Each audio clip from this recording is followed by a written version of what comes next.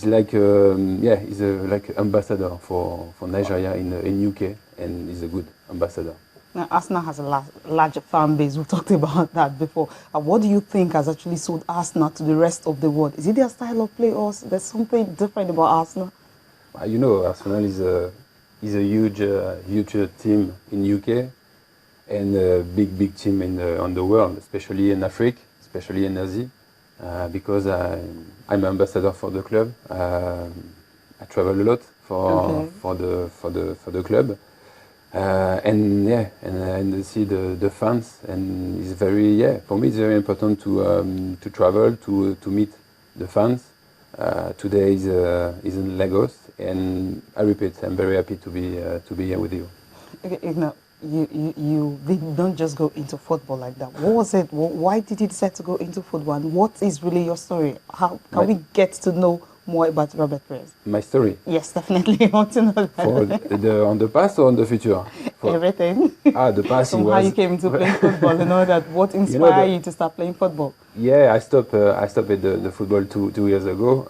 On the past, it was fantastic in my career, I think, because I play in France, I play in UK, I play in Spain.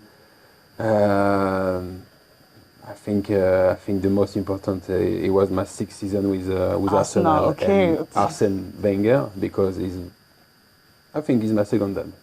And it was seriously because I have a very good relation with him and with the club. And now for the future, it's simple. The life is changed. I work for the French TV, for the radio. Okay. So I enjoy the life, I enjoy the family. Why did you choose football? I mean, you could have done any other sport, but why did you choose football? Because I love football. That's just it. Because I love football. You can't blame any member of your family, exactly. Okay. Yes, exactly. Because I follow my dad. So okay. So yes, on my family it was football is a tradition, like I think in Nigeria. Yeah. A tradition. Okay. Yes. Now, finally, Perez, what message do you have for Arsenal fans, and of course for those who want to play football?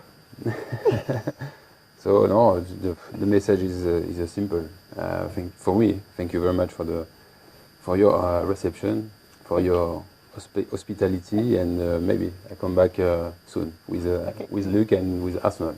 We can wait. Obina, thank you for coming. Thank you so much. And Luke, thank you. Thank you very much. Entrepreneurship development, a phenomenon which international economic organizations and nations, Nigeria included, have unanimously agreed has the ticket to economic independence and development. That's why the Bank of Industry believes that every brilliant idea holds the potential of a profitable business. But when money is hard to get, the Bank of Industry comes to the rescue. So watch BOY Weekly every Thursday at 8:30 p.m. as we take you through a world where every idea becomes a successful business.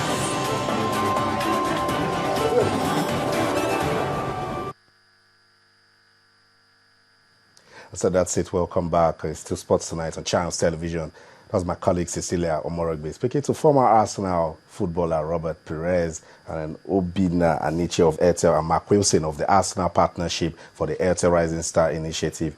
Just to mention that initiative is played in about 17 African countries. Airtel Rising Stars runs in Nigeria, Ghana, Kenya, Uganda, Tanzania, Zambia, Malawi, Sierra Leone, Burkina Faso, Chad, Congo, Brazzaville, the DRC, Niger, Madagascar, and Gabon. I would say that's a pretty good one for the development of grassroots football in Africa.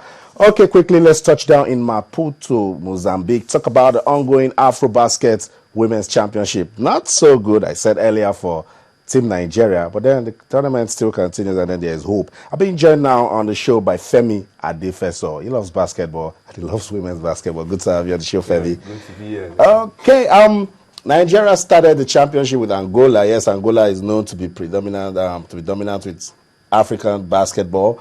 They lost that game. They defeated Kenya. And then yesterday, we were hoping they were going to do well against Mali, and they lost that game. Yeah, I lost that game. I wasn't too surprised, considering the pedigree of the Malians, coming to this one. the #1 ranked team in Africa when it comes to women basketball. So obviously we knew it was going to be very tight, but it was so surprising that our girls, after that good win, over Kenya, couldn't just build on that win and give a good fight. The Malians were, winning all through right from the jump ball to the very end of the game. The game ended 78-45 in favor of the Malians, and if you check the stats, my God, you would really want to probably renounce your nationality as a Nigerian, because we were totally, outclassed in all departments. When you talk about rebounds, they had 37 rebounds compared to 17 that we had. They made 4 of 11 3-pointers. We made just 1 of 9. And if you look at in terms of points in the paint, I think that was the crucial part of that game. They had 38 points, 38 out of 78. If you minus that, I think that's just, they left it about 40 points. And out of the same 40, they made 22 from the free throw line. So it showed they dominated us very close to the basket,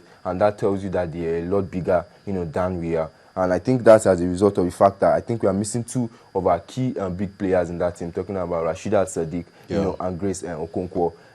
Well, we hear that there are some issues with registration and all that, so they are not able to feature, in the tournament. But I think that alone, has really depleted, our chances of, going far in this one. But tonight we'll be seeing the game against Cape Verde, and we hope that they bring us cherry news, there tonight. The game would be on, in a matter of minutes, and we pray that they just make us good night's rest tonight. I saw the first game Cape Verde played against Mali, though they lost, but they showed good character and they were physical.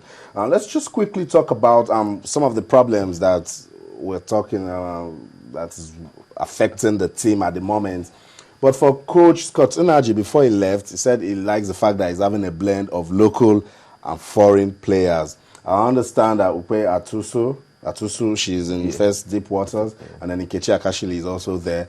But when you look at the presence of the foreign players, can you confidently say there's a sink in the team? Absolutely not, because if you look at the time frame in which these ladies used to prepare for this tournament, you will only be expecting them to perform magic, for them to, So the win against Kenya was magic? No, the win against Kenya, I think that was routine for me. I expected them to win that game. But against the Malians, the top team, in African continent, #1 ranked team by FIBA, you would expect that would be a very tough one for us. And if we had won that game, to be a surprise in my own books. So I think really preparation is always key, and I think that's what we lacked in this one. And so sad that we've not been able to really bring out our best. Well, we still have 2 games to go. Cape Verde tonight, we hope to beat them. Cameroonians, I'm afraid they have surprised me. They defeated the Malians, yesterday, 76, to 74. I was totally shocked, by that result, because I was expecting the Malians, to run ragged of the Cameroonians, considering their pedigree and the way they've been playing, since the inception of the competition.